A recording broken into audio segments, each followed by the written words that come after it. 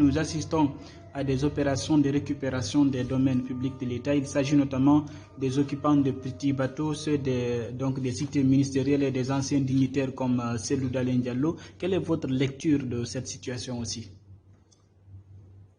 Ce par quoi vous avez commencé à récupérer les biens de l'État, ça se passe un peu partout.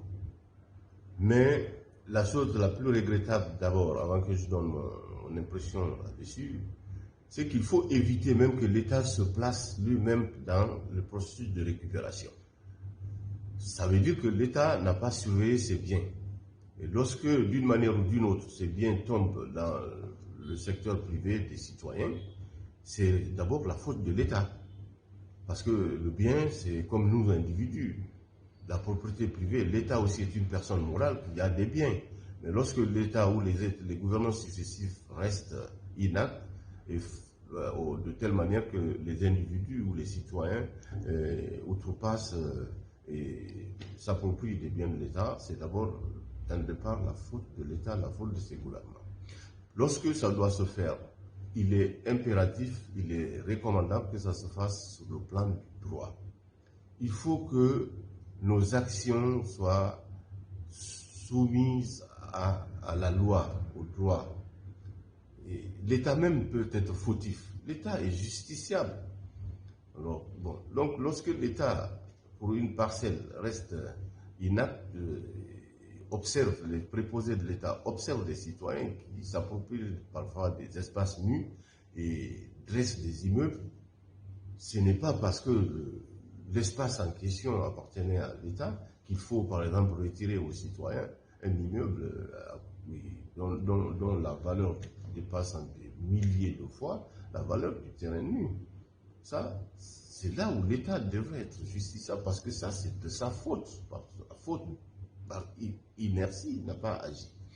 Bon, aussi, lorsque les gens qui occupent certains domaines ont en leur possession des actes de ce même État ou des gouvernements successifs, l'administration étant une continuité, lorsque ces actes de l'État garantissent le droit de l'individu sur cette propriété, que ce soit une propriété immobilière ou mobilière, dans les conditions normales, avec la continuité de l'État, il ne faut pas que d'autres gouvernements viennent remettre ces actes ou ces droits acquis. Mais il faut donner le temps aux occupants de démontrer devant les instances de droit que leur droit de propriété est inaliénable.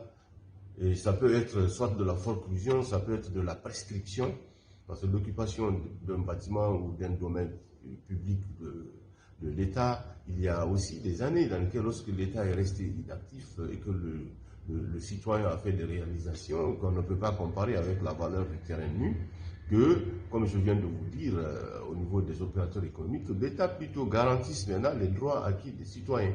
Donc je veux que tout ça, ça se passe, il ne faut pas simplement dire on vous donne 24 heures ou bien on vous donne une semaine pour quitter là où vous habitez depuis 30 ans, 40 ans. Bon, sur le plan même psychologique, sur le plan moral, je crois que même si c'est des citoyens qui se trouvent de la Guinée qui sont victimes d'une telle disposition dans un autre pays, le gouvernement guinéen devrait se lever pour défendre les droits de leurs citoyens dans ces pays. Mais maintenant, quand c'est sur nous-mêmes, je crois qu'il est important de garantir la dignité et puis la dignité et les droits de ces individus. L'affaire Air Guinée, chemin de fer, récupération des domaines publics de l'État, est-ce que vous pensez que c'est une diversion du CNRD pour aller à l'essentiel, notamment connaître la durée de la transition et l'organisation des élections très rapidement? La transition, ça n'a pas commencé chez nous.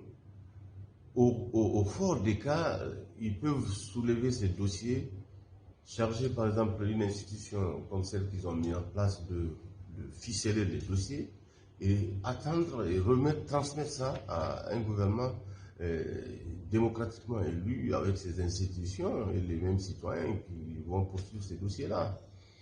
Bon, sinon, je pense que si ça doit être traité du point de vue du droit, ce n'est pas des dossiers qui peuvent être résolus en moins d'une année, 2 années, s'il faut faire des enquêtes sérieuses dans ce domaine-là. Vous me parlez des rails. On sait bien, hein, on vit ici, certains de nous savent que ces rails existaient, les trains, que les rails soient enlevés. J'ai vu aussi dans les dossiers beaucoup d'autorisations, des ordres de mission.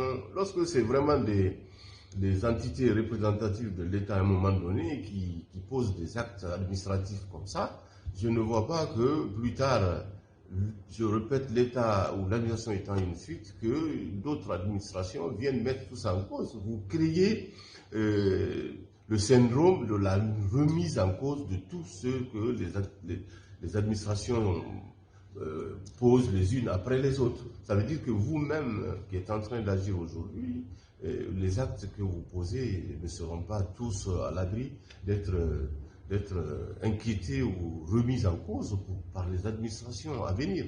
D'autant plus que, en parlant par exemple de ces actes, c'est toujours des citoyens qui sont indexés, qui sont impliqués.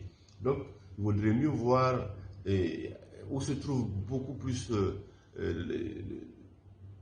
le fait qui peut nous amener à la tranquillité, à passer à l'essentiel, à la paix, à la concorde dans le pays, que d'engager vraiment des actions contre des individus dans des dossiers qui sont fort clos sur le plan soit civil ou sur le plan pénal. Je crois qu'à mon avis, il devrait être beaucoup plus